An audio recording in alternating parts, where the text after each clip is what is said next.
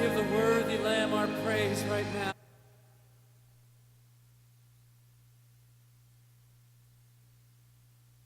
안녕하세요.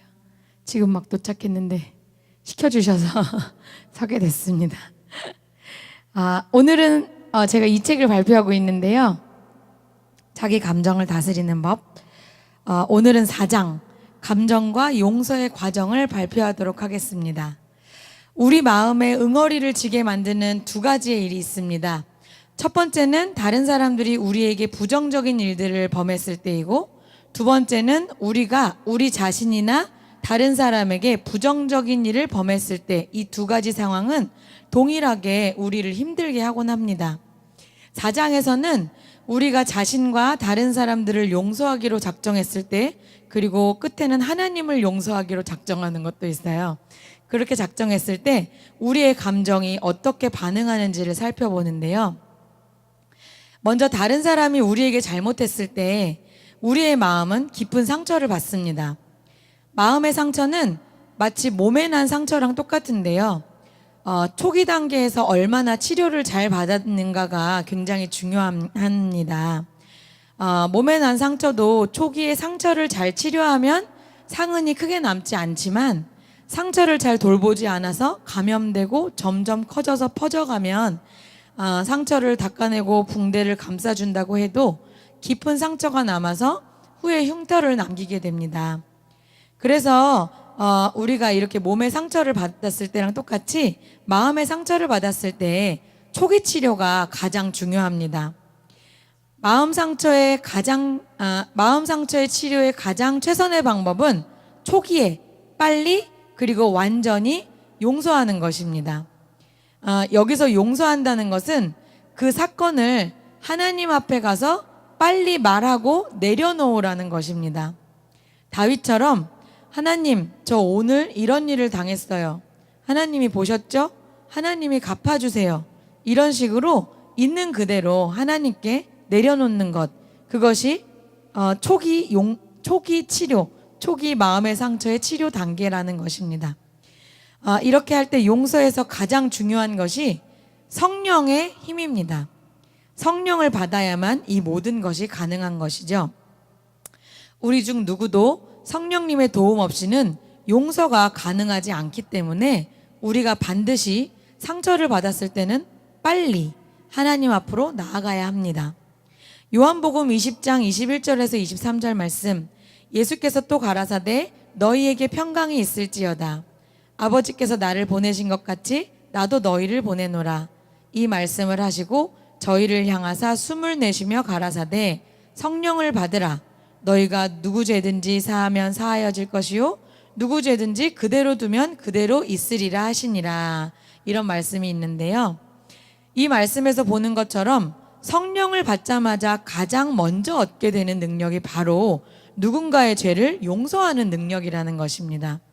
그래서 목사님도 누군가가 자기에게 잘못한 일이 있어서 갑자기 상처를 받았을 때 하나님께 바로 나가서 이러저러한 일들에 대해서 말씀을 드리고, 그리고 바로 하나님께 이렇게 기도하신다고 합니다. 성령님, 제게 숨을 불어넣어 주셔서 이 사람을 용서할 힘을 주세요. 이렇게 기도하신다고 해요.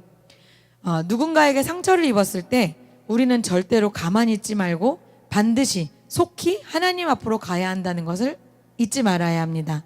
나의 상황을 즉시 토해내고 원수를 갚아주실 주님을 기대하게 될 때까지, 그 마음이 올 때까지 성령님의 도우심을 받아서 계속 기도해야 합니다. 이렇게 기도하고 마음을 다 털고 일어난 후에는 반드시 사탄의 유혹이 찾아옵니다.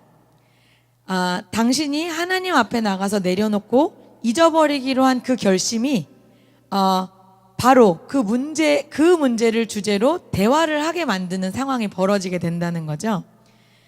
회사 동료 또는 점심시간에 옆집 사람 아침 인사로, 아니면은 때로 교회 안에서 성도들로부터 험담하고자 하는 유혹을 받게 된다고 합니다. 잘 지내고 있어? 별일 없지? 내가 너네 둘 사이에 문제가 있다고 들었는데 요즘은 어때? 이런 식으로 친절하게 걸어오는 말이 때로는 나에게 덫이 될 수 있다는 거죠. 주의하지 않으면 하나님 앞에서 잊기로 결정한 그 일에 대해서 다시 부정적으로 말하고 험담하게 되어서 내 용서의 결심이 허물어지고 마는 것입니다. 그럴 때는 하나님 앞에서 결심했던 대로 긍정적으로 답하십시오. 네, 맞아요. 우리는 한동안 문제가 있었어요. 그렇지만 지금 저의 관심은 모든 것이 잘 해결될 것이라는 사실입니다. 이렇게 대답하시고요. 하지만 사탄은 때로 상대방을 통해 끈질기게 질문해 오기도 합니다. 그렇다면 하나님께 도움을 잠깐 구하시고 정중하게, 부드럽게, 그리고 단호하게 이렇게 말씀하셔야 합니다. 어떤 방식으로든 저는 지금 그 일에 대해서 더 이상 부정적으로 말하고 싶지가 않네요. 나를 당혹스럽게 만들고 또 경솔하게 행동하도록 충동하는 말을 들었을 때 우리는 잠시 멈추어 생각해야 합니다. 여기서 혹시 사탄이 내게 행동하기 바라는 게 있지 않을까? 분명 그 불쾌한 일을 거듭 되새기도록 유혹해서 내가 조금 전에 또는 이번 주에 얼마 전에 주님 앞에서 받은 용서의 능력을 빼앗으려는 사탄의 계획이 있다는 것을 잊어서는 안 됩니다. 그런데 이렇게 말하지 말라는 것은 우리가 겪었던 상처받은 일이나 그런 것들을 배우자나 목사님 또는 우리가 영적으로 의논할 수 있는 가까운 친구에게도 열지 말라는 것은 아닙니다. 그것이 아니라 우리가 험담을 통해서 점심 식사를 하면서 이렇게 가볍게 하는 험담 같은 것으로 잠시 이렇게 씹는다 그래야 되나, 이렇게 험담을 하면서 넘어가는 그것이 절대로 우리에게는 위험하다는 것을 말씀하시는 거예요. 진지하게 목사님이나 배우자나 영적인 의논할 상대에게 여는 것은 문제가 되지 않고요. 네, 하나님은 사람을 통해서 위로하시고 말씀하시기도 하기 때문에 우리가 완전히 사람으로부터 차단돼야 한다는 말은 아닙니다. 하지만 우리가 가벼운 주제를 다루듯이 내 속에 쌓인 일로 험담을 해서 다른 사람의 성품이나 명성에 흠집을 내는 일을 하지 않도록 주의해야 합니다. 누군가가 우리에게 잘못했더라도 그 사람에게 같은 방식으로 대할 권리가 내게 주어지는 것은 절대 아니기 때문입니다. 그러면서 이제 목사님이 자신의 남편 데이브 목사님의 가정 이야기를 소개하셨어요. 남편 목사님 가정은 홀 어머니가 8남매를 키운 어려운 환경에서 자란 그런 가정 환경을 가졌는데요. 아버지는 알코올 중독으로 가정을 돌보지 않으시다가 남편 목사님이 16살 때 중학교 때 돌아가셨다고 해요.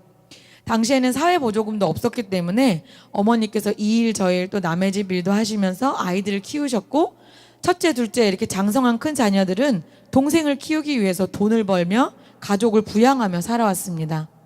이 8명의 자녀들은 지금 모든 큰 축복을 받아 훌륭한 삶을 살고 있는데요. 자기는 남편의 인생을 들여다봤을 때 상처투성일 것만 같은 이 시댁 식구들이 어떻게 이렇게 건강하게 자랐을까, 그렇게 봤는데 들여다보니까 시댁 식구들이 모여서 시아버지에 대해서 이야기할 때마다 그 일에 대해서 동정심이 가득한 태도로 항상 대화하는 것에 자기가 놀랐다고 해요. 그에 대해 단 한 사람도 험담하지 않았고 단 한마디도 원망하지 않았고 그를 용서하는 태도가 바로 이 가정에 그들의 삶에 축복의 문을 열어놓은 것이구나라는 것을 자기가 발견했다고 합니다. 다시 말하면 이것은 자연스럽게 되는 것이 아니라는 것이에요. 이 가정은 모두 교회에 출석했고 그리스도인의 가치와 원리들을 배웠으며 이 양육 방식이 모든 자녀들의 삶에 영구한 영향을 끼치게 되어서 하나님 앞에서 어떻게 용서하며 살아가는지를 배웠기 때문에 가능했다는 것이죠. 그래서 저는 이 부분을 읽으면서 매일 이제 목사님이 큐티하라고 늘 말씀하시고 기도하라고 하시고 또 경건 생활, 또 새벽 예배, 수요 예배, 금요 예배, 그런 예배에 빠지지 않고 자리를 지키는 것이 나에게 얼마나 큰 복인가 다시 한번 생각해 봤습니다. 왜냐면 막상 상처를 딱 받으면 하나님 앞에 나간다는 게 쉽지 않습니다. 그리고 저는 이제 어린 자녀들과 같이 있어서 그렇겠지만 또 굳이 그렇지 않더라도 남편하고 같이 있거나 누군가 항상 같이 있기 때문에 하나님 앞에 나가서 뭔가 조용히 나를 돌아본다거나 속상한 걸 털어놓는 시간을 얻는 게 굉장히 어렵거든요. 그때 습관적으로라도 우리가 예배 자리에 올 수 있다는 것이 나한테 얼마나 복인가 이런 생각을 했습니다. 일단 습관이라도 와서 앉아 있으면 말씀을 듣다 보면 빗장이 하나 풀리고 기도 시간이 되면 쌓였던 그 억울함을 어쨌든 호소하기 시작하게 되죠. 저는 화를 되게 잘 내는 성격이라서 이제 하나님이 많이 만지셔서 그 화가 소리치는 거에서 많이 이제 눈물로 많이 바뀌었는데 그래서 울기도 많이 해요. 그래서 화가 나서 막 하나님 앞에 이런저런 열받은 사건을 얘기하다 보면 눈물이 또 펑펑 납니다.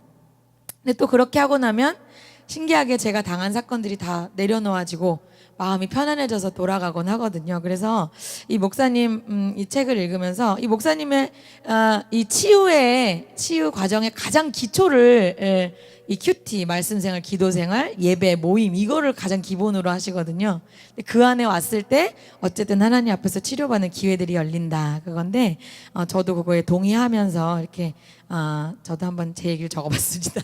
근데 여기까지는 이제 상처에 대응하는 법이었고요. 뭐였냐면 가장 중요한 것, 상처를 받은 그 순간 초기에 해결할수록 깊어지지 않는다는 거예요.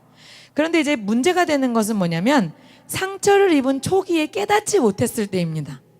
바로 대부분은 이제 유년 시절에 받은 학대 또는 유년 시절에 받았던 상처들은 우리가 인지가 어리기 때문에 그것이 나에게 상처인지 잘 알아차리기가 어렵다는 것이죠. 그때 우리는 그냥 자연스러운 반응으로 학대한 사람을 증오하게 되고 또 결과적으로 굳은 마음과 반항심 그리고 또 다른 문제들을 갖게 되고 그것을 극복하는데 아주 오랜 시간이 필요하게 됩니다. 이런 경우에 처음 말씀드린 것과 같이 초기 치료가 안 된 상처라는 경우죠. 그래서 깊고 아픈 상처가 되어서 회복시키기가 훨씬 어렵고 상흔이 남는 경우가 됩니다. 이런 때는 어떻게 해야 될까요? 우리는 하나님이 우리 삶을 회복시켜 주시겠다고 하신 약속을 믿고 그 말씀에 따라 치료를 받아가기로 결정해야 합니다. 치료의 과정은 초기 진압된 상처와 달리 시간이 훨씬 오래 걸립니다. 이런 경우 우리에게 상처를 준 사람을 용서했고 그를 미워하는 감정으로부터 꽤 자유롭게 되었다고 느꼈음에도 불구하고 그의 곁에 가까이 가고 싶지 않은 마음이 여전히 있을 수 있음을 알아야 합니다. 이 깊은 상처에서 중요한 것은 바로 내가 하나님의 회복의 약속을 믿고 있다는 것이고 그리고 나에게 상처 준 사람을 용서하기로 결정하는 것은 나인 것을 알아야 되고 그리고 그렇기 때문에 하나님의 말씀대로 그 사람에 대해서 나쁜 의도를 가지고 험담하는 것을 거절하는 것도 나라는 것을 알고 있어야 하는 것입니다. 그리고 우리가 그들을 용서하기로 결심하고 복 빌어주고 또 더 나아가서 그들에게 온갖 선한 일들을 베풀 수도 있고 또 은혜와 자비를 베풀 수도 있겠지만 그렇게 한다고 해도 그들에게 받은 상처의 아픔은 여전히 느껴진다는 것도 알아야 합니다. 우리의 감정은 결정을 따라 회복되기까지 많은 시간이 필요하기 때문입니다. 이것을 알지 못하면 내가 용서했음에도 불구하고 그런 남아있는 감정의 문제 때문에 너는 아직 그를 용서하지 않았어 라는 사탄의 속임에 빠져서 다시 회개하고 또 회개하고 또 회개해도 해결되지 않은 것 같은 답답함에 머물게 된다는 거죠. 그래도 감정이 남아있는 것만 같아서 도대체 나라는 인간은 뭐가 잘못된 거냐며 절망과 죄책감에 빠져서 진보할 수 없게 되는 상태에 이른다는 거예요. 마태복음 18장 15절에서 17절까지의 말씀을 보면 예수님은 만일 형제가 우리를 향해 죄를 범했을 경우에 그에게 조용히 가서 권고하여 해결하라고 말씀하셨습니다. 그러나 그가 듣지 않거든 다른 사람들을 데리고 가야 하며 그래도 듣지 않거든 그 문제를 교회 앞에서 문제로 삼아야 하고 그래도 듣지 않을 때는 그와의 교제를 중단해야 한다고 말씀하셨습니다. 왜 그렇게까지 하라고 하셨을까요? 이것은 나를 위해서가 아니라 범죄한 그 형제를 위해서 그렇게 하라고 하신 것이라고 쓰여 있습니다. 많은 경우 문제를 일으킨 사람들은 그 교제가 단절되는 것과 같은 극단적인 압력이 닥쳐오기까지 잘못한 일들에 대해 용서를 구하거나 회개하지 않기 때문이라고 써두셨어요. 용서가 반드시 즉각적인 감정의 회복과 관계의 회복만을 의미하는 것이 아니라는 것을 우리가 잊어서는 안 됩니다. 우리는 용서가 나에게 상처를 준 사람과 적극적으로 바로 즉시 교제를 회복해야 하는 것으로 믿고 있습니다. 이런 오해들 때문에 용서하려는 사람들에게 문제가 발생하곤 합니다. 목사님은 이제 자신의 경우를 자세히 예로 들어 설명을 해주셨어요. 목사님은 유년 시절에 어렸을 때부터 알코올 중독자였던 아버지에게, 친아버지예요, 오랫동안 성폭행을 당하고 살아오셨어요. 너무 끔찍한 이야기들이 많았는데 어쨌든 정말 무섭더라고요. 자기는 아버지를 너무나 증오했다고 합니다. 그러다가 세월이 흘러 하나님께 자신의 미워하는 마음을 내어드리며 감정에서 자유롭게 해달라고 하나님께 기도드리기 시작했습니다. 그리고 점차 그 사람을 용서하고 그를 미워하는 감정으로부터 조금씩 오랜 시간에 걸쳐 자유롭게 되긴 했지만 그럼에도 불구하고 아버지의 곁에 가까이 가고 싶지 않은 마음은 여전했습니다.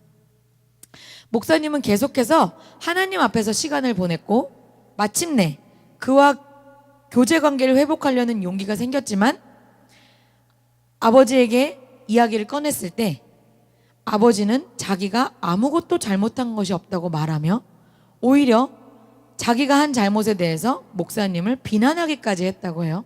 정상이 아니죠. 목사님은 이것에 더 큰 상처를 받고 결국 마태복음 18장에 예수님이 가르쳐 주신 대로 그가 회개할 때까지 교제하지 않기로 결정했다고 해요. 일반적으로 사람들은 자신이 하는 일이 잘못되었음을 깨닫기 전까지는 그 잘못하는 일을 거듭거듭 반복합니다. 그래서 목사님은 자기 자신을 보호해야 되겠다 생각하셨어요. 하나님은 내가 더 심각한 학대에 빠지기를 원치 않으신다라는 결론을 내리셨습니다.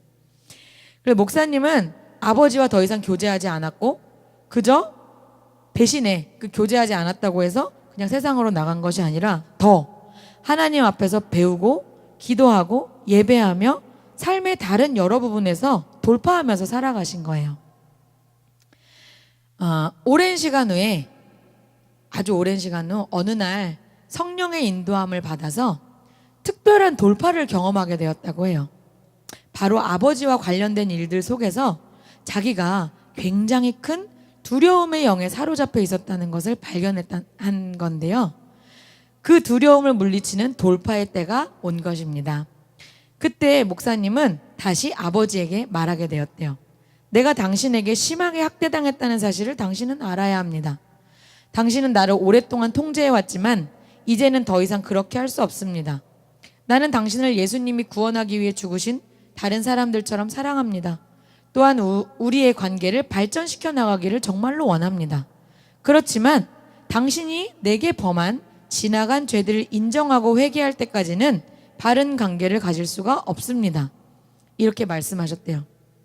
근데 중요한 것은 목사님이 이렇게 말한 후에 아버지가 그래 미안하다 라고 말한 게 아니라는 거죠. 그렇지만 본인에게 영적으로 두려움을 극복하는 돌파의 시기가 왔었다는 거예요.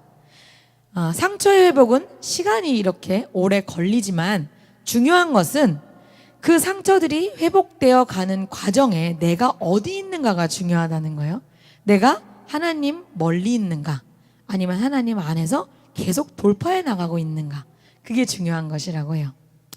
훗날에 아버지는 결국 자신에게 상처 준 일에 대해 정식으로 사과하는 때가 왔고요. 그리고 자기가 한 일이 잘못이라는 사실을 알았을 때에도 그 일이 그토록 상처가 되었을 줄은 정말 몰랐다고 진심으로 고백을 했다고 해요. 근데 목사님은 아버지의 고백에서 진심을 느낄 수 있었고 관계는 점차 개선이 되어 갔다고 합니다. 다른 설교나 이런 데서 들어보면 그 아버지도 비슷한 상처를 받고 크신 분이더라고요. 자기도 그런 비슷한 학대를 받았기 때문에 할 수 있는 일이라고 생각하셨던 것 같아요. 근데 여기서 중요한 것은 이 과정이, 깊은 상처가 회복되는 과정이 하루아침에 일어난 일이 아니라는 것입니다. 아주 느리게 진행되었고 늘 편한 것만은 아니었다는 것이죠. 여러분이 오랜 세월 동안 상처를 안고 있을 수 있습니다. 또한 감정상 상처의 아픔을 여전히 느끼고 있을 수 있다 하더라도 그것이 하나님 앞에서 당신의 할 일을 다하지 못한 것이라는 사탄의 속임수에 빠져서 다시 회개하고 다시 회개하며 죄책감의 굴레에 빠지지 않기를 바랍니다. 오히려 그런 것들이 나의 발목을 잡아서 내가 하나님 앞에 나가는 것을 지치게 만든다는 거예요. 지금으로 치면 우리는 수요예배도 나오고 금요예배도 나오고 뭐 큐티도 하고 새벽 예배 나가시는 분도 있는데 그 모든 것이 지겨워지는 거죠. 난 이렇게 해봤자 용서하지 못했는데, 난 똑같은데, 난 계속 미운데. 이게 사탄의 속임이라는 거예요. 내가 결심했을 때 내가 하나님 앞에서 계속 나가면 성령님이 목사님에게 하셨던 것처럼 어떤 돌파의 시기를 계속해서 허락하시고 그때가 이를 때 그 완전한 용서가 이루어지는 하나님의 역사를 반드시 마주치게 되는데 우리가 그것을 죄책감으로 받아들이게 되면 하나님 앞에 서 있지 못하게 된다는 거예요. 그게 사탄의 속임이다. 용서할 때 우리가 용서하기로 작정했을 때 오랜 상처에 대해서 그것들을 절대로 잊어버리면 안 됩니다. 그거예요. 상처의 모습을 깊은 상처와 방금 당한 신상 상처로 나누어서 설명을 해주신 게 저는 정말 이해가 잘 됐어요. 그래서 저도 아까 잠시 말씀드렸지만 이렇게 수요 예배, 금요 예배 나오면서 그때그때 신상 상처들이 해결받는 것을 경험하곤 합니다. 반면에 또 내게 있는 깊은 상처는 아직 천천히 치료되어 가고 있는 거구나 하는 생각이 들기도 해요. 왜냐하면 목사님께서 저한테 이 책을 제가 발표를 어떻게 할까요? 여쭤봤을 때 팁을 주셨던 것 중에 자신의 간증도 할 것이 있으면 예로 섞어서 해도 된다고 하셨는데 이걸 이렇게 읽고 받아 적으면서 아직은 제가 상처받았고 화난 일들 중에 사람들 앞에 목사님처럼 공개적으로 꺼내고 싶은 것이 별로 없다는 것을 발견했습니다. 저도 세월에 걸쳐서 상처를 치유받아가는 과정에 있는 것 같습니다. 지금 이 책을 발표하는 것도 제게는 하나님이 허락하신 치유의 어떤 과정이 아닌가 그렇게 받아들이고요. 제 나름대로 간증을 하면 저는 이제 24살에 예수님을 만났는데 지금 13년이 흘렀어요. 책을 읽으면서 돌아보니까 저도 참 놀라운 치유의 과정들을 지나가고 있구나 돌아보게 되는데요. 모세가 40살에 하나님 만나고 40년 훈련받아서 80세부터 사용됐잖아요. 그래서 아직 24년치 되려면 시간이 남았으니까 더 열심히 수요예배, 금요예배 뭐 열심히 나와야겠다 그런 생각을 합니다. 돈 많이 벌어서 김미진 간사님처럼 사는 게 꿈인데 김미진 간사님 간증해 보면은 재정을 다스리려면 온유한 성품이 필수다 그런 설교를 꼭 하시거든요. 근데 이제 저에게 가장 부족한 게 온유한 성품이기 때문에 지난번에 그 목사님이 하신 그 분노 조절 장애 검사지에서 제가 가장 높은 점수를 받은 사람으로서 전 그게 분노 조절 장애가 아니고 목사님이 충동 조절 장애라고 말씀해 주신 게 너무 좋았어요. 이미 분노에 대한 그 자격지심이 있기 때문에 충동이라고 하니까 그래 나는 여러 가지 충동이 있지 그냥 이렇게 나 자신을 꽤 존중해 줄 수 있는 그런 배움의 시간이었는데요. 앞으로 이 치유에 관한 발표가 저를 가꾸어 가신 하나님의 교육 과정이라는 생각이 들고 항상 저에게 부족한데도 기회를 주시는 기회를 주시는 목사님께 제가 깊이 감사드립니다. 저도 언젠간 조이스 마이어 목사님처럼 다 꺼내놓고 간증하고 같은 상처에 있는 여러분들에게 힘을 드릴 수 있는 돌파의 단계가 올 것이라고 믿고 오늘도 금요일에 나왔습니다. 감사합니다.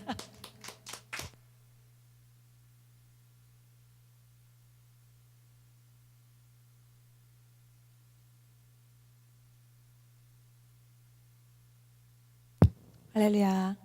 예, 뒤에 부분만 들었는데도 참 재미있었어요.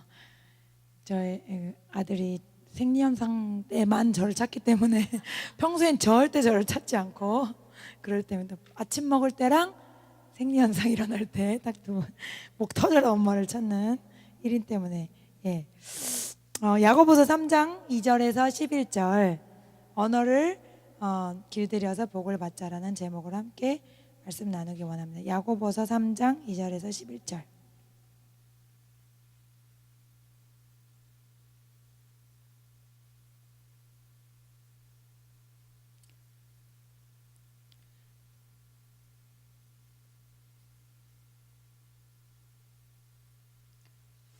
같이 읽겠습니다. 우리가 다 실수가 많으니 만일 말에 실수가 없는 자라면 곧 온전한 사람이라 능히 온 몸도 굴레 씌우리라. 우리가 말들의 입에 재갈 물리는 것은 우리에게 순종하게 하려고 그 온 몸을 제어하는 것이라. 또 배를 보라. 그렇게 크고 광풍에 밀려가는 것들을 지극히 작은 키로서 사공의 뜻대로 운행하나니 이와 같이 혀도 작은 지체로 돼 큰 것을 자랑하도다. 보라, 얼마나 작은 불이 얼마나 많은 나무를 태우는가. 혀는 곧 불이요 불의의 세계라. 혀는 우리 지체 중에서 온몸을 더럽히고 삶의 수레바퀴를 불사르나니 그 사르는 것이 지옥불에서 나느니라.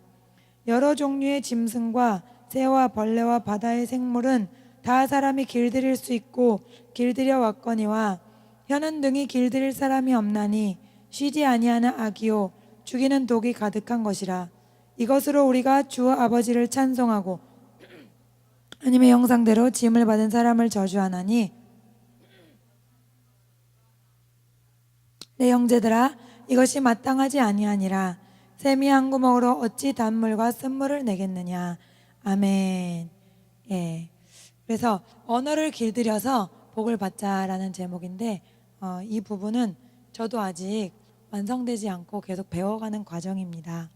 하나님은 말씀으로 이 세상을 창조하셨어요. 여러분 믿으십니까? 아멘. 예. 여러분은 그렇게 순수하게 잘 믿어지시는데 저는 의심하다가 믿은 사람이기 때문에 요즘에 그 창조과학 그거를 보면서 굉장히 은혜를 많이 받고 있어요. 근데 그 하나님이 빛이 있으라 이럴 때 빛이 생기고 그리고 나머지 모든 것들을 말로 창조하셨다는 게 그냥 믿어야 되니까 믿는다 이렇게 믿어왔었는데 그분은 이렇게 설명을 하시더라고요. 말을 할 때 에너지가 있다. 말에는 에너지가 있다. 그러니까 제가 크게 말하면 에너지가 많이 나가고 작게 말하면 조금 에너지를 쓰게 되잖아요. 그렇죠? 제가 막 열광을 하는 날에는 갑자기 되게 배가 고파요. 밥을 많이 먹었는데도 목소리에 에너지가 많이 나가는 거죠. 그래서 크게 노래를 하면 이런 창문 같은 게 떨리죠. 더 크게 노래하면 창문이 깨질 수도 있는 그런 힘이 나간다는 거죠. 근데 목소리는 눈에 안 보이지만 목소리 자체에 힘이 있다. 아시겠죠? 그래서 하나님이 빛이 있으라 할 때 하나님의 그 영광의 목소리 안에 그 놀라운 에너지가 없는 것을 있는 것으로 만드셨다는 거예요. 그래서 이 하나님의 능력이 우리 사람에게도 이미 주어졌습니다. 할렐루야. 사람만 다른 거 아시죠? 사람만 영혼 육이 있고 동물은 혼 육이 있죠. 그러니까 세상은 우리가 영이 죽고 혼 육으로 살기 원해요. 세상은 우리가 혼 육처럼 살면 누구처럼 사는 거죠? 동물처럼 사는 거죠. 동물 수준으로 살기 원하는 거예요. 나만 위해서 살고 먹고 마시고 즐기는 것만 위해서 살다가 죽는 인생, 그것이 뭐예요? 동물 수준으로 내 수준을 끌어내리려고 하는 사단의 계략이다. 그래서 하나님이 말로 이 세상을 창조하셨듯이 우리에게도 말의 능력이 있다. 그것을 알아야 합니다. 특히 다스리고 정복하다 그랬죠. 다스리고 정복하는데 무언으로 어떻게 하겠어요? 그래서 하나님이 우리 말에 놀라운 능력을 주셨습니다. 믿으십니까? 아멘. 그래서 따라합니다. 내 말에는 놀라운 능력이 있다. 예. 근데 창조했을 때는 창조하는 능력, 또 지배하는 능력, 이런 선한 능력들만 있었는데 죄로 타락하면서 어떤 능력도 있어요? 파괴하는 능력과 저주하는 능력까지 우리 입에 다 들어오게 된 거죠. 그래서 그게 안타까운데, 그래서 하나님이 오늘과 같은 말씀을 통해서 너희들의 말을 뭐하라? 길들이라, 이렇게 말씀하셨어요. 그럼 한 절 한 절 함께 나눠보겠습니다. 2절에서 우리가 다 실수가 많은데 말에 실수 없는 자면 온전한 자다 이랬어요. 그래서 우리가 믿음이 좋다 하는 거는 뭐 예배에 나오고 봉사를 많이 하고 그런 거일 수도 있지만, 하나님이 더 정확한 그 계측치를 주셨는데 그게 뭐다? 내 말이다. 아무도 속일 수 없는 내 말. 내 말은 외부 사람들한테는 사실 좋은 말만 나가죠. 교회에서는 사실 안 드러나요. 이게 방문 닫고 딱 들어가는 순간 가족들한테 내는 내 말이 어떤 수준이냐가 내 수준이라는 걸 알라는 거예요. 그거 뭐 남한테 얘기하라는 게 아니라 아버지 제 수준이 이겁니다. 내 성적표를 알아서 매겨야 된다는 거예요. 왜? 말에 실수가 없는 자가 온전한 자고 하나님이 정확하게 우리를 어떻게 평가하시는지가 그 말에 나오기 때문에 그래서 그 사람의 말을 보면은 그 사람을 알 수 있다 그러죠. 근데 신앙적인 어떤 영적인 수준은 더 명확하게 내 말에 나온다. 그래서 막 파괴하는 말, 저주하는 말이 나오는가 아니면 힘을 주는 말, 위로하는 말들이 나오는가 그런 것들을 잘 살피면서 내 영의 상태를 항상 면밀히 조사해야 합니다. 제가 항상 강조하죠. 육의 상태보다 몇 배 이상으로 어떤 상태를 보라? 내 영의 상태. 내 영은 지금 졸고 있는가? 내 영은 지금 죄로 가득해서 감각이 없는가? 내 영은 지금 배고픈가 배부른가? 내 영은 지금 어떤 상태지? 내 영의 몇 배로 반응할 수 있어야 된다는 거죠. 우리가 육으로 배고픈 거는 금방 배고파 나 어지러워 빨리 먹어야 돼 이러는데 영의 배고픔은 어떻게 하고 있느냐는 거예요. 그래서 그것을 항상 우리가 살펴야 된다. 그리고 이제 둘째로 보면은 6절에서 혀는 불이요 불의의 세계라. 혀는 우리 지체 중에 온몸을 더럽히고 삶의 수레바퀴를 불사른다. 근데 그 불이 지옥에서 나온다 그랬어요. 그러니까 혀가 불이라는 거예요. 근데 이건 성경은 보통 불이라 그러면 좋은 불이 있잖아요. 그건 성령님을 불이라고 말하기도 하잖아요. 그래서 불의 혀 같은 것들이 사도행전에 성도들에게 이렇게 머리 위에 다 임했고 그 성도들이 능력을 받아서 막 전 세계 복음을 전했는데 근데 그 불이 아니에요. 안타깝게도 이 불은 지옥 불이에요. 입에서 우리가 말할 때 나쁜 말이 나가면 그게 뭐가 된다? 지옥 불이 돼서 순간적으로 어떻게 된다요? 나를 온몸을 더럽힌다고 여기 써 있어요. 내 온몸을 더럽힌다는 거예요.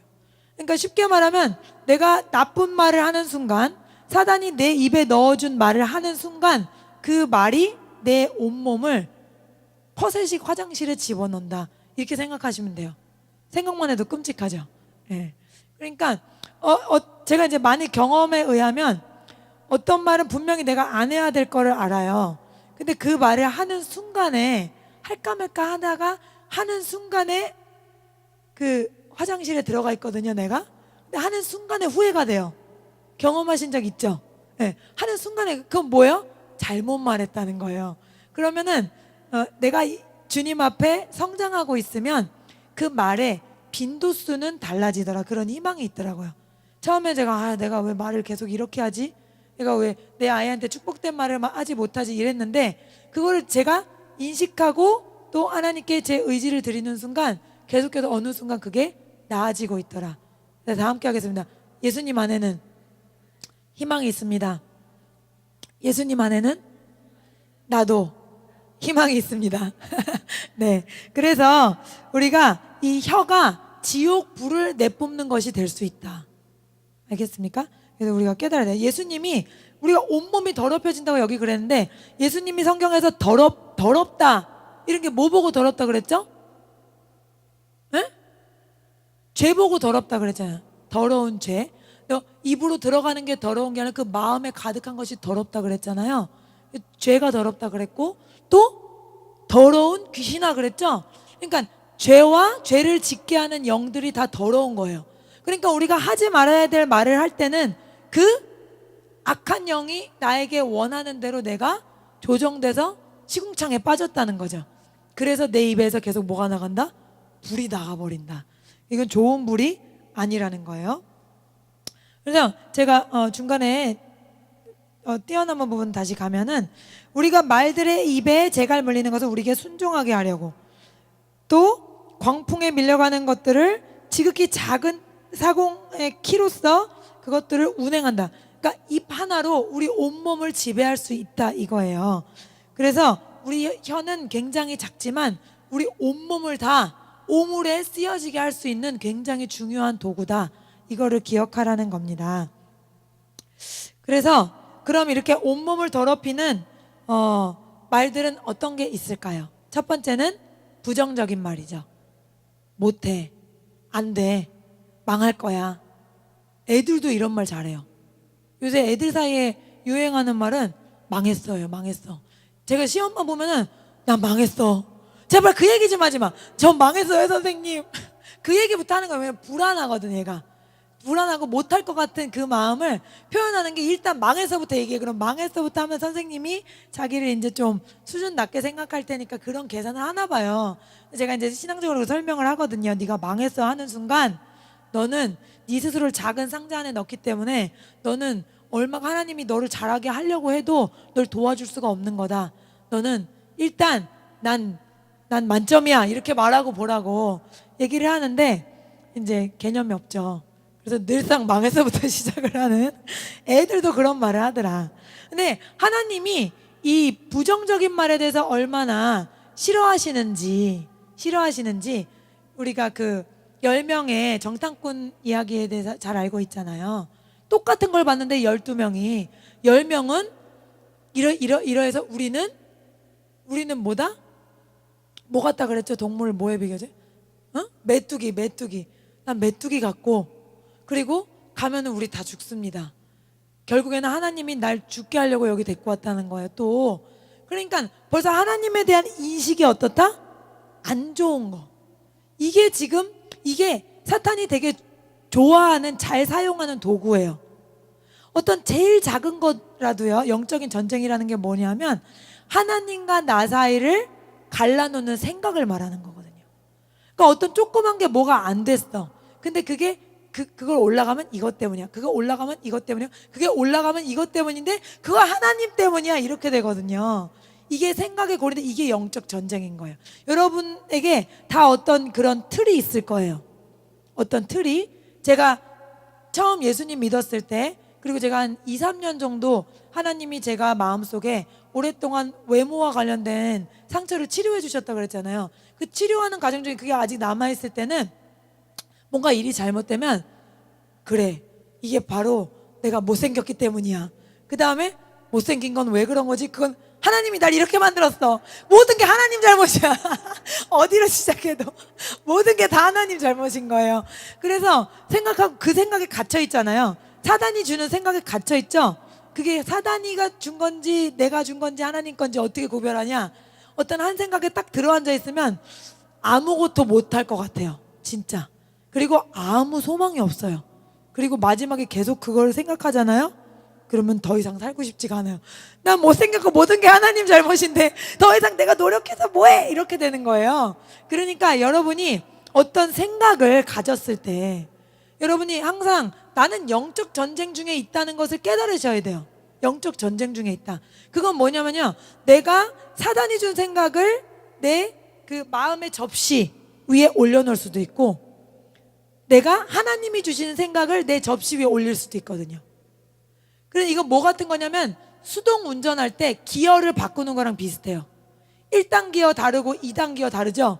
이렇게 말하면 제가 운전을 되게 잘한 것 같지만 3번이나 떨어져서 공개적으로 신수정 씨 내리세요를 3번이나 들은 사람.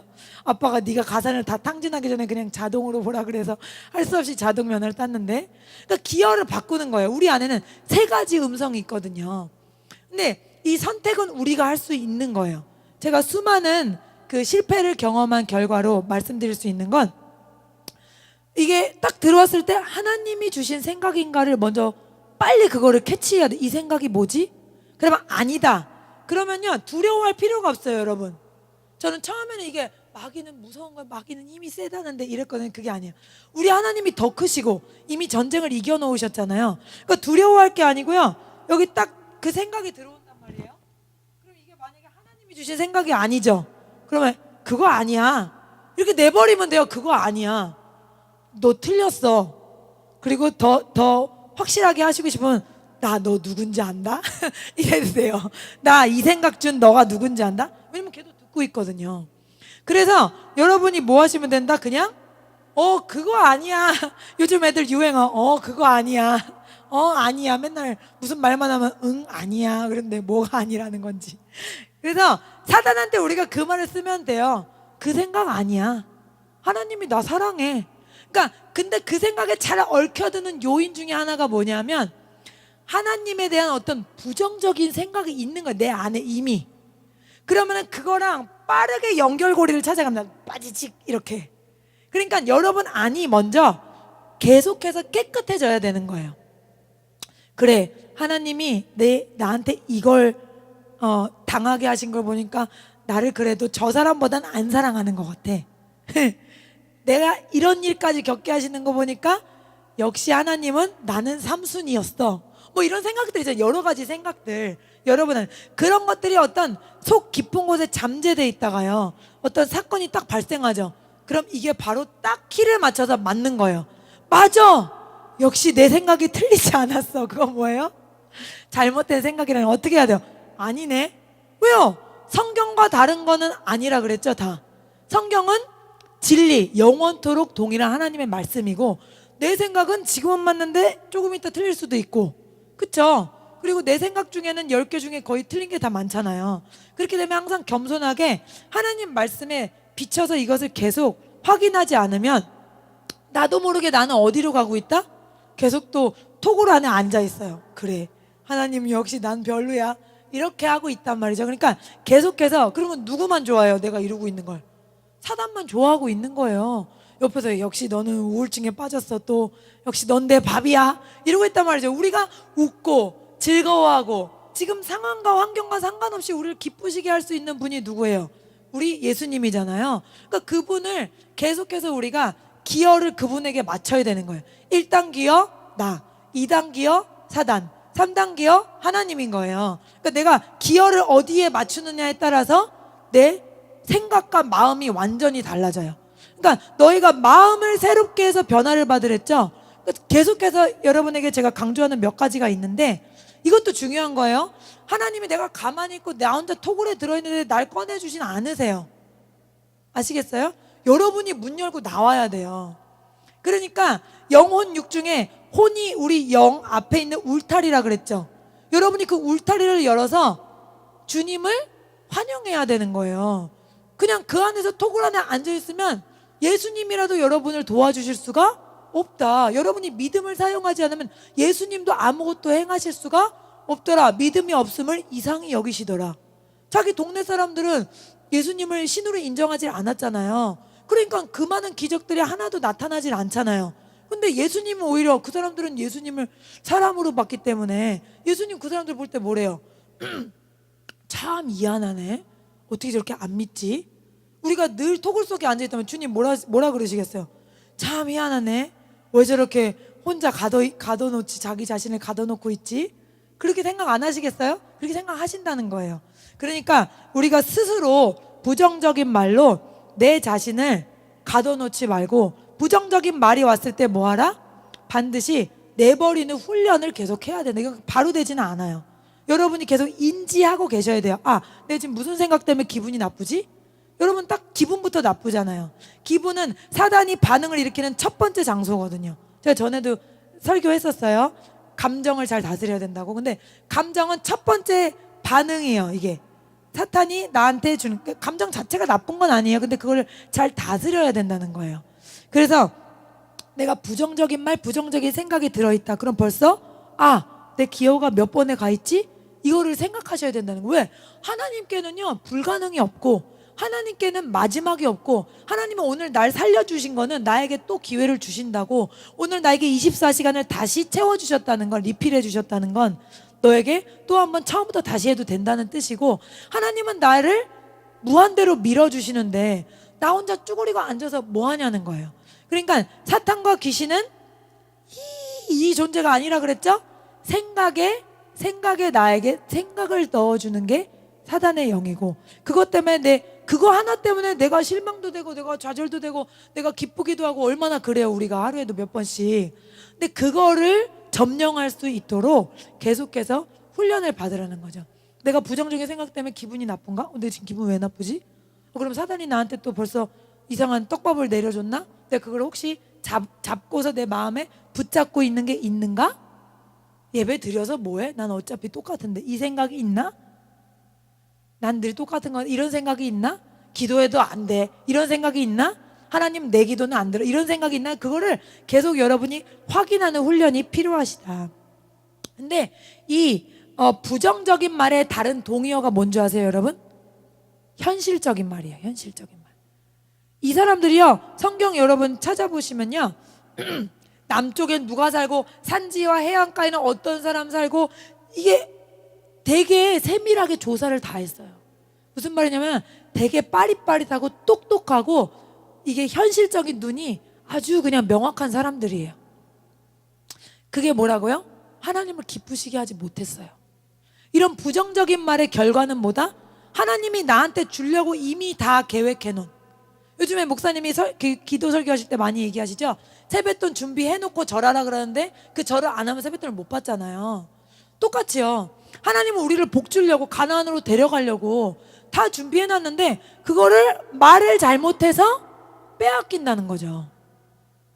근데 빼앗기는지도 모르고 난 계속 얘기하고 있는 거예요. 무슨 말인지 아시겠어요? 난 내 복이 뭐가 빼앗겼는지도 모르고 계속 말을 하고 있더라. 그래서 이 현실적인 말, 부정적인 말, 이건 동의어다. 현실을 그대로 얘기하는 게 뭐가 잘못됐어요? 하나님이 나와 함께 하신다는 믿음이 없기 때문이에요. 같이 합니다. 현실적인 말과 부정적인 말은 똑같은 말이다. 현실 그대로 안 되는 거 누가 몰라요? 힘든 건 누가 몰라요? 그거 그대로 얘기하는 건 하나님의 능력을 전혀 생각하지 않은 말이라는 거예요. 그러니까 이럴지라도 하나님이 우리와 함께 하시기 때문에 이런 말들을 할 수 있는 여러분 되시기를 축복합니다. 두 번째로 어떤 말이 지옥에서 나오는 불이 되냐? 두 번째로는 원망하는 말입니다. 아까 제가 잠깐 설명했지만 사단은 끊임없이 우리로 하여금 하나님 탓을 하게 하는 거예요. 이 광야에 있던 백성들에게만 하나님 탓을 하게 하는 게 아니라 우리에게도 뭔가가 안 좋은 일이 생기면 원망하는 거죠. 근데 하나님이 뭐라 그러셨냐면 민수기 14장 27절에 28절에 너희 말이 내 귀에 들렸다. 자기들은 그냥 이렇게 말했는데 하나님은 내 귀에 대고 얘기했다 이거예요. 그러니까 하나님은 우리 마음과 생각까지 감찰하는데 하물며 우리 말하는 거를 귀에 가까이에 대고 듣고 있다. 생각해 보세요. 여러분은 괜찮으실지 모르지만 전 좀 섬뜩할 때도 있어요. 하나님이 귀에다가 대고 내 말소리를 듣고 있다.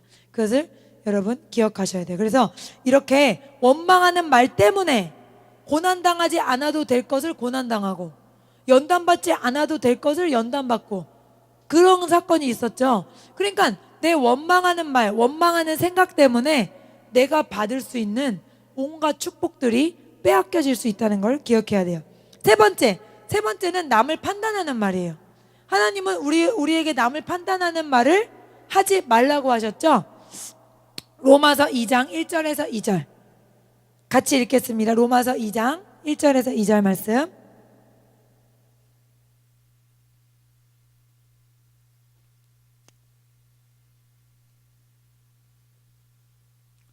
같이 읽겠습니다. 그러므로 남을 판단하는 사람아, 누구를 막론하고 내가 핑계하지 못할 것은 남을 판단하는 것으로 내가 너를 정죄함이니 판단하는 내가 같은 일을 행함이라. 이런 일을 행하는 자에게 하나님의 심판이 진리대로 되는 줄 우리가 아노라. 아멘. 그래서 우리가 이 남을 판단하는 말로 인해서 또 우리가 순간적으로 죄에 묶일 수가 있다. 제가 믿음이 어릴 때는 이런 것들을 분별을 잘 못해가지고, 물론 저도 지금은 아직 안전하진 않지만, 이제 어떤 일이 있었냐면 직장에서 어떤 언니를 전도했어요. 근데 또 원래는 1번 친구를 전도했어요. 그 다음에 2번 언니를 전도했어요. 그래서 우리 셋이서 같이 수요 예배를 같이 가고 있었어요. 그런데 1번 전도한 친구가 제가 지금 시각으로 보면은 시험을 당한 거예요. 사단이 갑자기 안 나가던 수요 예배를 나가니까 막 시험을 주고 어려움을 줘서 갑자기 막 우리를 멀리하는 거예요. 우리를 멀리하고 같이 안 하려는 거예요. 근데 어느 날 자꾸 희한하게 이 언니랑 나랑 둘만 가게 되니까 이 1번 친구에 대한 말을 하게 되는 거예요. 자꾸 그게 재밌는 거예요. 그래서 조금씩 차 안에서 했어요. 그러다가 어느 날은 밥을 빨리 먹고 분식을 빨리 먹고 교회에 가야 되는데, 분식을 먹으면서 이 1번 친구 이야기를 하다가 예배 시간이 다 끝날 때가 됐어요.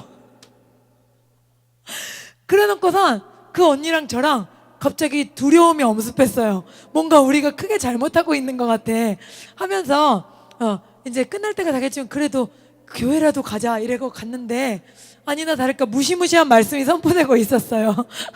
그래서 작은 죄라도 하나님은 넘어가지 않는다는 무시무시한 말씀을 듣고 우리가 막 소름 돋게 무서워하다는 생각이 나거든요.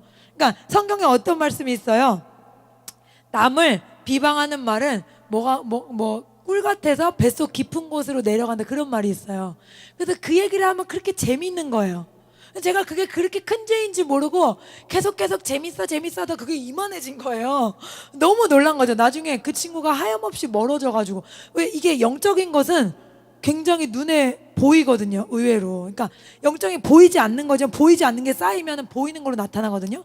반대 믿음도 똑같아요. 믿음도 보이지 않지만 믿음이 쌓이면은 보여지는 결과로 나타나요. 근데 이 악한 행동도 보여지지 않는 곳에서 쌓이면 보이는 곳에 영향을 미치는데, 내가 이 친구에 대해서 계속 나쁜 말을 했더니 이 친구와 제가 의도하지 않게 지구 끝과 지구 끝에서 멀어져가지고 뭐가 뭔지 모르게 부모 죽인 원수도 아닌데 너무 멀어진 거예요. 그래서 근데 뭔가 이상한 걸 느끼긴 느끼는 게 지금처럼 제가 성령님의 감동을 제대로 받을 때가 아니라서 뭔가 그냥 이상한 느낌이 뭔가 불편한데 뭔지 모르겠어. 그래서 계속 그냥 이러고 있다가 나중에 이제 막 기도를 하는데 주님이 네가 정말 잘못했다는 거예요. 좀 빨리 좀 그렇게 크게 얘기해 주시지. 네가 정말 잘못했으니까 네가 가서 무조건 잘못했다고 비를 하는 거예요. 그래서 그때는 벌써 3달, 4달 뭐 엄청 오래 지났어요. 한 냉정기가 된지 뭐 때문에 냉정기가 됐는지. 그래서 그때 제가 막 이러다가 하나님이 한번 그거 얘기하시면 될 때까지 얘기하세요. 또 끝까지. 그래서 괴로워하다가 있잖아 이러면서 또 말을 했거든요. 정말 미안해. 근데 순종하니까 저는 못할 것 같았는데 미안하다고 말하려고 순종 있잖아 하고 말 시작하니까 이미 하나님이 제 마음을 되게 만지시는 게 느껴져요. 제 마음에 기쁨이 오는 거예요. 사랑하는 딸아, 네가 사과하는 걸 기뻐한다, 이 마음을 주시면서 즉각적으로. 그땐 잘 느끼지도 못했는데 그래서 막 있잖아 했는데 말이 막 술술술 나가가지고 그 친구랑 둘이서 막 눈물을 흘리면서 부둥켜 안고 이상가족 상봉하듯이 막 그런 일이 있었거든요. 그러니까 이 남을 얘기한다는 게 결코 여러분 교회 식구이기 때문에 얘기할 수 있다고 생각하지 마세요. 그것도 아닙니다. 그러니까 정말 간단하게 기도 제목만 속해 식구들끼리 그것만 이야기하고 철저하게 주의해야 될 부분임을 알려드립니다. 마지막으로는 저주하는 말을 조심해야 돼요. 저주하는 말. 뭐가 저주하겠냐? 저도 하고 있기 때문에 할 말은 없습니다. 너 아직도 숙제 안 하고 있을 줄 내가 알았어. 이게 저주하는 말이에요. 너 그럴 줄 알았어. 이런 말들을 이게요, 제가 할 때는 잘 모르는데요, 남이 어떤 엄마가 딴 애한테 하고 있는 걸 이렇게 우연히 듣잖아요. 그러면 얼마나 소스라치게 무서운지 몰라. 그 말의 위력이 저한테 막 느껴질 정도예요. 근데 저는 또 제가 할 때는 또 괜찮은 척하고 계속 얘기한다는 거죠. 그래서 심각하다는 거죠 지금. 이게 지금 저에 대한 설교입니다. 그래서 이 말이 얼마나 중요하냐는 거예요. 그래서 우리 지금 제가 처음부터 얘기했지만 우리가 밖에서는 다 막 나가지 않아요. 우리 집에서 내가 어떻게 말하느냐, 그거를 하나님 앞에 계속 살펴보면 되는 겁니다. 그래서 우리가 영적인 존재이기 때문에 이런 말의 능력이 있는데, 목사님 전에 어떤 설교하셨냐면 제가 그 얘기 듣고 막 귀가 되게 커졌어요. 부부싸움을 했는데 그 부부싸움하는 부부의 침을 뽑아가지고 실험을 했더니, 과학자들도 참 재밌는 생각도 많이 하죠. 침을 뽑아서 실험했더니 그 침이 어떻다? 방울뱀의 독소를 가졌더라, 막 이랬잖아요. 제가 그 얘기 듣고 어떻게 그럴 수가 있어, 그래서 내 기분이 그렇게 나빴었나 막 이렇게 됐는데, 여러분, 그러니까 사람의 말에는 뭐가 있다? 에너지가 있고, 그 에너지가 강력한 긍정적인 에너지가 될 수 있고, 사람을 세우고 능력을 주고 힘을 줄 수 있는 그런 에너지가 될 수 있고, 또 파괴하는 에너지로 실질적으로 나온다는 걸, 파장이 나오는 걸 여러분이 알아야 돼요. 아시겠죠? 내 소리의 에너지는 파장으로 전달되잖아요. 그 파장이 귀에다가 들어가서 귀에서 머리로 들어가는 거거든요. 그 파장이 강력하게 어떤 것을, 능력을, 에너지를 줄 수도 있고 강력하게 파괴할 수도 있고. 그래서 제가 EBS 실험 설명 여러 번 드렸잖아요. 밥을 2개 놓고 좋은 말, 축복, 사랑해, 넌 최고야, 넌 나에게 정말 소중해, 이런 밥이 있고, 하나는 넌 바보야, 넌 멍청해, 난 너만 보면 짜증이 나, 이렇게 말했더니 일주일 뒤에 좋은 말한 밥은 하얗게 예쁜 곰팡이가 났는데 나쁜 말 한 밥은 시꺼멓고 막 너무 끔찍한 곰팡이가 났더라는 거죠. 그것뿐만이 아니에요. 일본의 학자가요, 물에 대고 실험을 했는데요, 물을 말한 것도 아니고요, 종이에다 써서 그 종이를 붙였어요. 그 컵에다가. 그래가지고 한 컵에는 사랑해 이거를 붙여놓고 한 컵에는 난 정말 네가 싫어 이거를 써가지고 붙여놓고 얼렸거든요. 얼렸는데 그 다음에 그걸 꺼내가지고 결정체를 현미경으로 봤다라는 거죠. 그랬더니 사랑해라고 한 거는 무슨 천국의 무슨 예술 작품처럼 너무너무 하나하나가 아름답더라는 거예요. 그런데 난 너가 싫어 있죠? 걔는요 괴물이에요. 괴물. 물 결정체가요 똑같은 물이었는데 괴물로 변했어요. 물 결정이. 근데 놀라운 건 뭐냐? 이거는 그 엑스파일인가 뭔가 있죠, 옛날에 하던. 거기서 실험한 거거든요. 그 있잖아, 이영돈 PD인가 뭔가 옛날에. 그럼 제가 한번 먹어보겠습니다. 그거 맨날 목사님을 보면서 저거 우리도 먹고 싶은데. 근데 거기서 이걸 했었어요. 거기서 이제 그거 하면서 중요한 건 우리 몸의 몇 프로가 물이에요? 70%가 물이잖아요. 그러니까 우리가 어떤 말을 듣느냐에 따라서 그 말에 우리 안에 있는 물이 반응을 한다는 거예요. 이해하셨어요? 그러니까 우리가 이 말이 그렇게 중요하다. 내가 말한 대로 되고 내가 선포한 대로 내가 축복한 대로 된다는 걸 여러분이 꼭 기억하시기 바랍니다. 그러면 이거는 이상이고 이거는 이론인데 그럼 어떻게 이걸 이룰 수가 있냐? 첫 번째로 이루시려면 아까 제가 잠깐 말씀드렸지만 내가 바뀌어야 된다는 의지를 가지셔야 돼요. 신앙생활 50년 했어도 난 바뀔 필요가 없다고 생각하는 분은 안 바뀌더라고요. 그러니까 난 말이 바뀌어야 돼 라는 의지를 가지시고 하나님께 겸손하게 내 자신의 그런 거를 드려야 돼요. 하나님, 제 이런 면이 바뀌었으면 좋겠어요. 하나님, 제가 축복하는 말을 더 할 수 있으면 좋겠어요. 이렇게 하나님께 도우심을 구해야 돼요. 왜냐하면 오랫동안 어떤 나쁜 습관이 자리 잡잖아요. 그럼 영적으로 그게 내 안에 어떤 단단한 집 같은 게 지어져 있는 거거든요. 단단한 구조물이 있는 거예요. 제 안에, 내 생각과 마음 속에. 그러니까 그거는 갑자기 무너지지는 않아요. 어떻게 해야 돼? 계속해서 말씀의 광선, 계속해서 예배의 광선, 계속해서 기도의 광선을 비추면서 하나님께 내 의지를 오픈해야 돼요. 그래서 하나님 절 도와주세요. 제가 녹아지게 해주세요. 제 단단한 생각들이 깨어지게 해주세요. 오랜 저의 나쁜 습관들이 버려지기 원합니다. 이렇게 하셔야 깨어진다는 거예요. 두 번째는 화가 났을 때 조심하라. 화가 났을 때는 항상 마귀가 어떻게 하죠? 내 의지를 가져가 버려요. 그러니까 화가 났을 때 또 술 먹을 때 술 먹는다는 건 내 의지를 마귀한테 준다는 거거든요. 그래서 마귀가 나를 도구로 삼아 사람도 치게 하고 막 욕도 하게 하고 막 강간도 하고 별짓 다 한단 말이에요. 화가 났을 때도 비슷해요. 화가 나면 내 의지가 사단한테 넘어가 버려요. 그래서 내가 내 이런 말까지는 안 하려고 그랬는데 막 말을 하게 되고 이렇게 막 절제가 안 되거든요. 그러니까 화가 났을 때는 첫 번째로 조절이 안 되면 참는 게 좋은데 참는 게 안 되면 자리를 피해야 돼요. 화가 났을 때 그러면 빨리 어디 나가든가 뭐 다른 장소로 가서 내가 사람들이 있는 데서 와 하진 않을 거 아니에요. 그런 장소로 자리를 옮기던가 한 번이라도 이렇게 지연시키는 훈련, 이 말을 꼭 해줘. 넌 바보야 이 말을 해주고 싶은데 이 말을 안 하고 참는 훈련을 한 번이라도 한번 해보세요. 조금씩이라도 해보시면 희한하게도 그 말을 하는 순간 오물이 싹 뒤집어지는 느낌인데 그 말을 한 번이라도 참아보잖아요. 그러면요 굉장한 마음의 평강과 내가 이겼구나 이런 굉장히 자부심이 생겨요. 이렇게 하는 거구나, 할 수 있네 나도, 이런 생각이 들거든요. 그러니까 여러분이 피하시거나 아니면 한 번이라도 그 말을 내가 참아보는 습관을 하라. 따라합니다. 참아보는 습관을 하자. 네. 그 다음에 세 번째로는 하나님이 앞에 계시면 항상 훈련을 하자. 계속 사람들 앞에서는 우리가 좋은 모습 보이잖아요. 그것처럼 하나님이 내 앞에 계신 것, 내 귀에, 하나님 귀에 내 말이 들리고 있다는 것을 계속 생각하고 훈련을 해야 된다는 거죠. 실제로 계시지만 우리는 거의 하나님 계신다는 거는 안중에 없잖아요. 안중에 없기 때문에 막말이 나가는 거거든요. 그러니까 안중에 있게, 즉 하나님이 내 앞에 계시는 것을 계속해서 생각을 하라는 거죠. 그 다음에 마지막으로 기도해야 합니다. 모든 좋은 습관은 하늘로부터, 하늘 아버지로부터 오는 거예요. 근데 이 좋은 습관은 사람의 힘으로는 안 돼요. 특히 오늘 읽은 말씀에도 뭐라 그랬죠?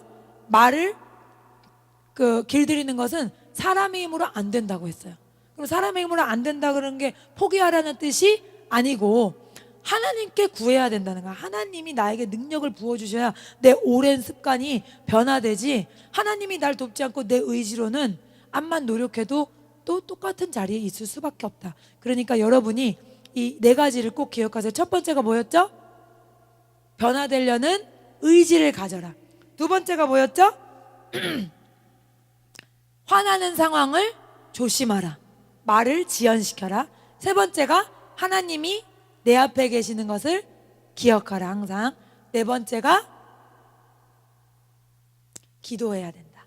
기도하지 않으면 이런 변화가 체험될 수가 없다. 뭐든지 체험되어야 내게 되는 거잖아요. 그게 내게 돼야 또 다음 단계로 올라갈 수 있거든요. 그래서 이 모든 것들을 체험하시는, 하나님의 능력을 경험하시는 저와 여러분 되시길 축복합니다. 기도하겠습니다. 살아계신 하나님 감사합니다. 오늘 언어를, 말을 길들여서 복을 받자라는 제목으로 하나님 우리를 가르쳐 주셨습니다. 하나님, 우리가 말하는 수준이 우리의 정말 영적인 수준이고 또 하나님을 신뢰하는 수준임을 배웠습니다. 우리가 우리 말을 특별히 가족들이 있을 때 어떻게 하는지 잘 들여다보게 하여 주시옵소서. 말이 믿음의 척도가 됨을 항상 기억하게 하시고 오늘 배운 네 가지를 기억해서 저희가 하나님이 변화시키시는 그 놀라운 기적의 변화를 경험할 수 있도록 은혜를 베풀어 주시옵소서. 예수님의 이름으로 기도했습니다. 아멘.